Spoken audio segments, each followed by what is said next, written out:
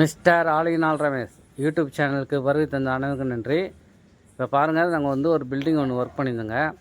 இது பார்த்திங்கன்னா ஒரு 1000 ஸ்கொயர் ஃபீட் வீடு தான்.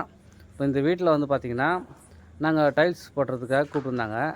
பார்த்திங்கன்னா இந்த டைல்ஸ் ஓட்டுறதுக்கு முன்னாடி போய் பார்த்தோம்னா இதில் வந்து பில்டிங்கில் ஃபுல்லாக வேலை செஞ்சவங்க இந்த மாதிரி வந்து சிமெண்ட்டு பூசிக்கிறாங்க. அந்த கலவெல்லாம் அப்படியே கீழே விழுந்து இந்த மாதிரி நிறைய கனம் ஏறி போச்சுங்க.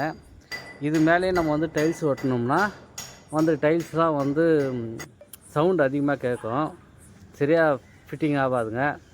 இந்த நாளையிலாம் வந்து கேப் விட்டுரும். அதனால் வந்து நாங்கள் இந்த கலையை வந்து சுத்தமாக தட்டி எடுத்துகிட்டு டைல்ஸ் ஓட்டுறோங்க. எப்போவுமே இந்த மாதிரி பில்டிங் வேலை செஞ்சோம்னா அப்பப்போ வந்து வேலை செஞ்சோமா அன்றைக்கி சாயங்காலம் வந்து க்ளீன் பண்ணியிருந்தாங்க. பெரிய ஆள் வந்து க்ளீன் பண்ணி கொடுத்துட்டாருன்னா கொஞ்சம் வந்து இந்த மாதிரி கலவெல்லாம் அதிகமாக சேராது.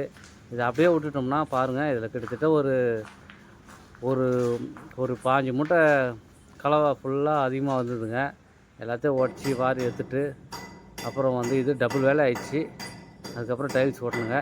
நீங்களும் அந்த மாதிரி வீடு கட்டினீங்கன்னா இது மாதிரி வந்து கலவை சேராமல் அப்பப்போ க்ளீன் பண்ணிங்க, எந்த பிரச்சனை வராது.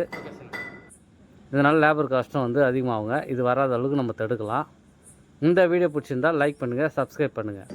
நன்றி.